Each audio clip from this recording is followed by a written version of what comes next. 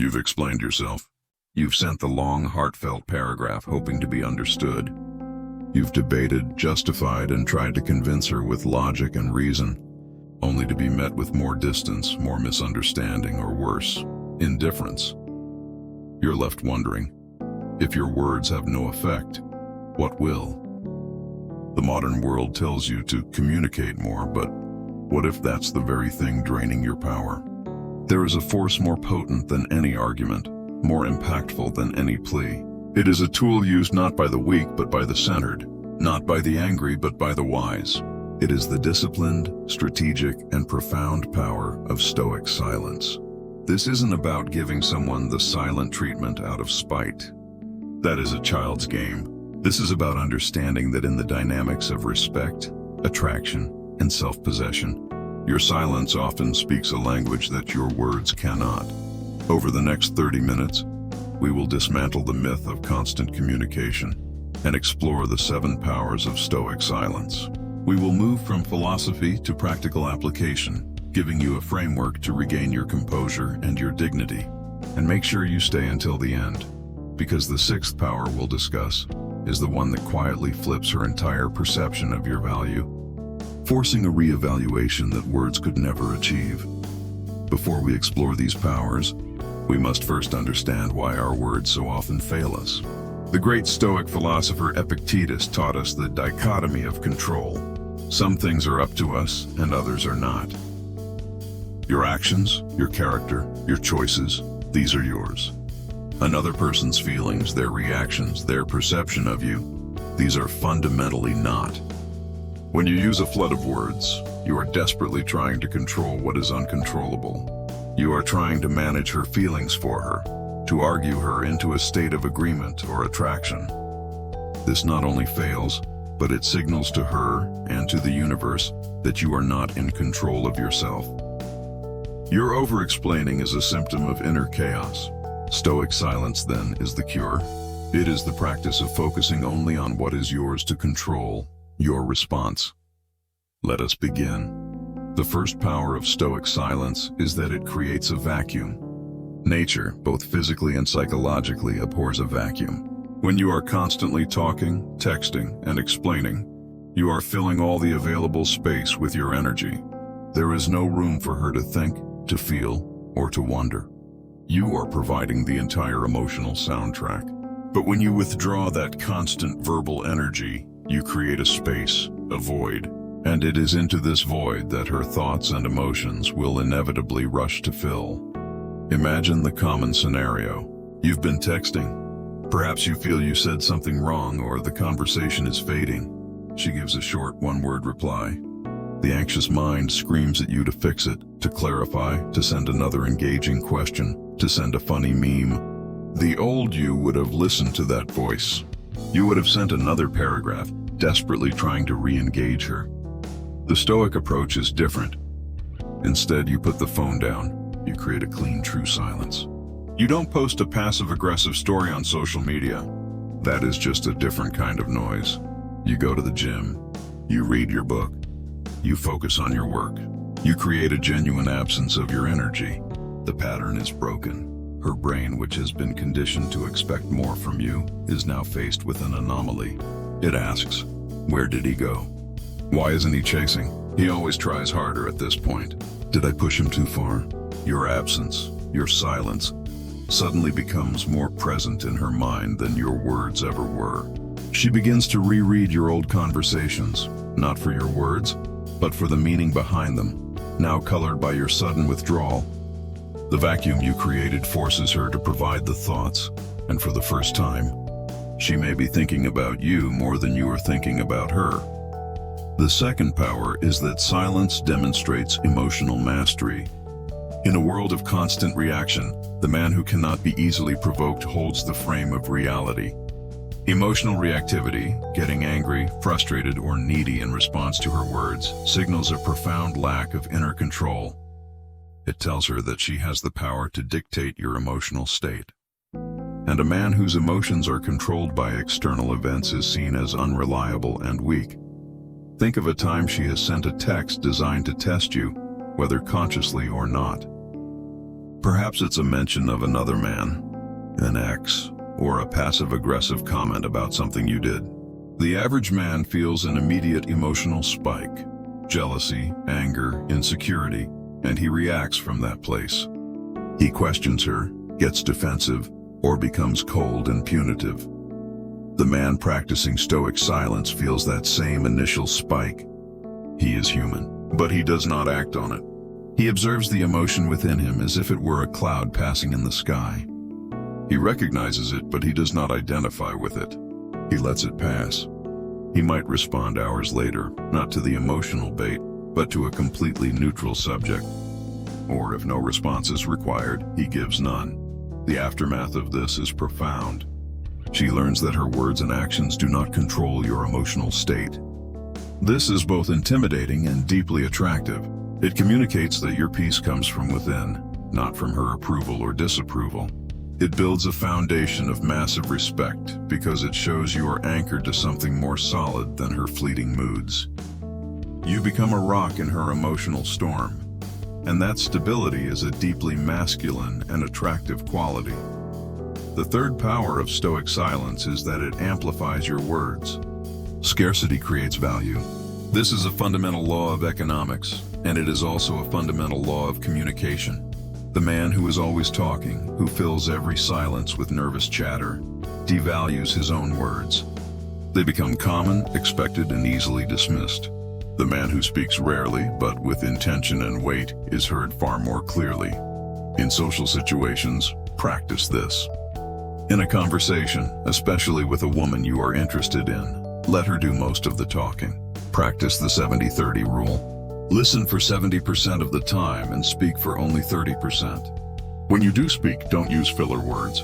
Make it a declarative statement, a thoughtful observation, or an insightful question.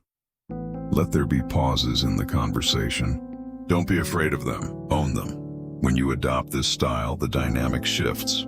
When you finally speak, she will lean in. Your words will have gravity.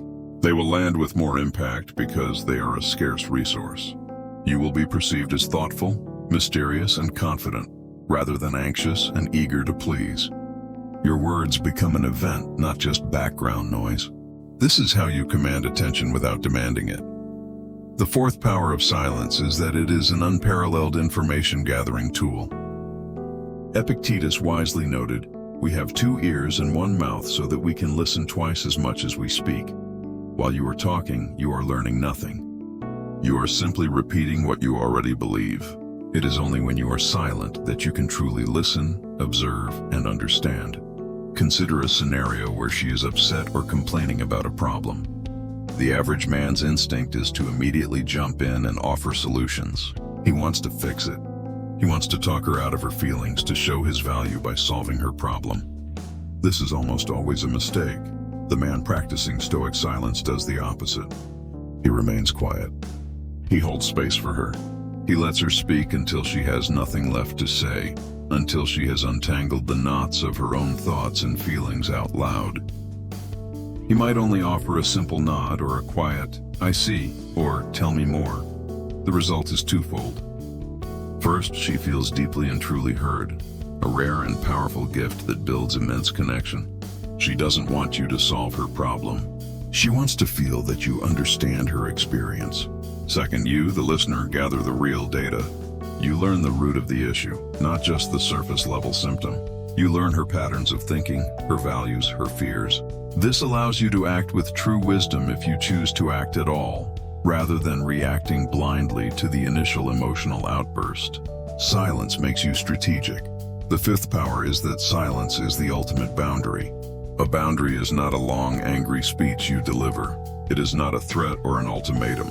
A true boundary is not something you speak. It is a line you quietly and consistently hold with your actions. Imagine she has a pattern of behavior that shows a lack of respect. Perhaps she is consistently late, cancels plans at the last minute, or speaks to you in a condescending tone. The reactive man would send an angry text. He would demand a long, dramatic conversation about how she needs to respect his time. This often leads to more drama and little change. The Stoic man understands that his presence is a privilege. He doesn't lecture her about disrespect.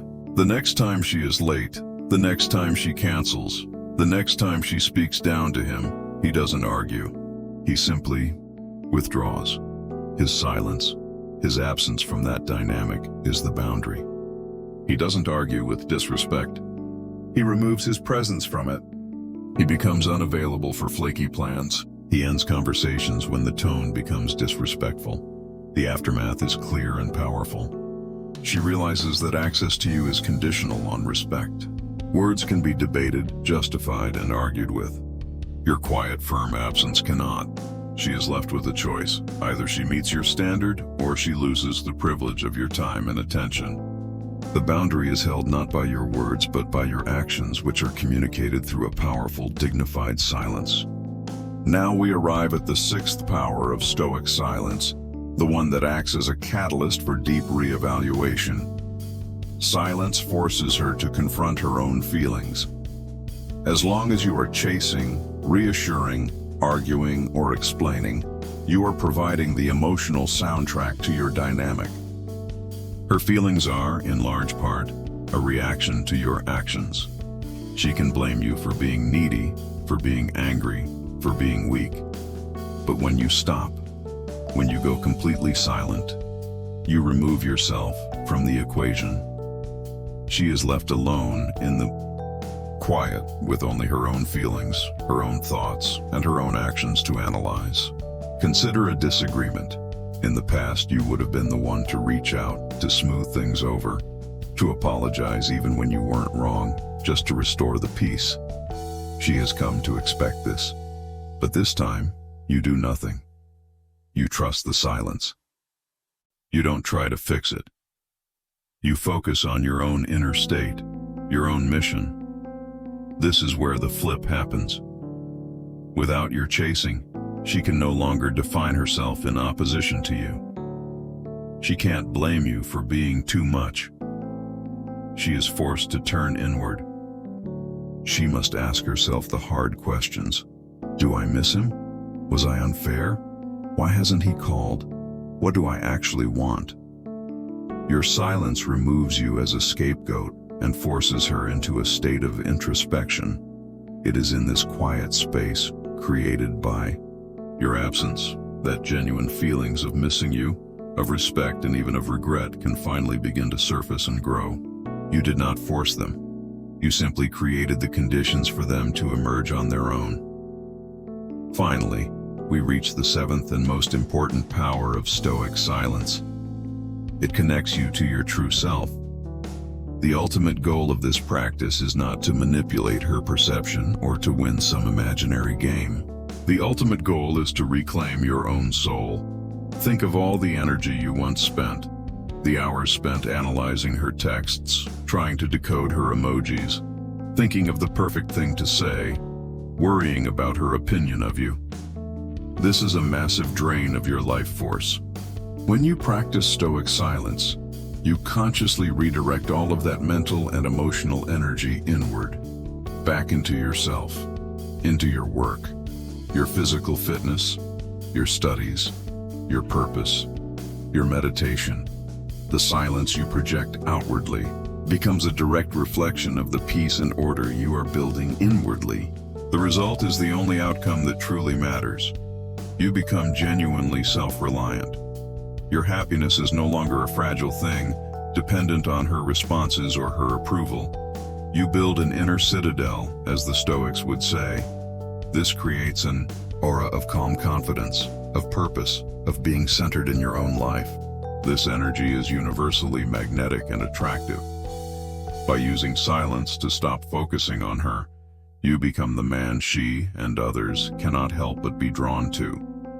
You win, regardless of the outcome with any single person, because you have finally won yourself. So you see, silence is not emptiness. It is a space of immense potential. It creates a vacuum for reflection. It demonstrates emotional mastery. It amplifies your words, sets unbreakable boundaries, forces introspection in others, and most importantly, it reconnects you to your own unshakable center.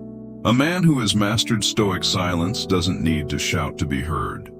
His presence does the talking. His peace is his power. He is not swayed by the winds of external validation because he is anchored to his own purpose. If this exploration of Stoic wisdom has provided you with value, and you wish to continue on the path of building calm, masculine confidence, then subscribe to the channel and join a community of men dedicated to self-mastery. But mastering silence is the first step. The next is to understand the powerful psychological effects it has over time. To find out what really happens in her mind day by day after you create this space, you need to watch the next video. She'll miss you like crazy when you do these 5 Stoic moves. It's the perfect sequel to what you've learned today. Click the video on your screen now and let's continue the journey.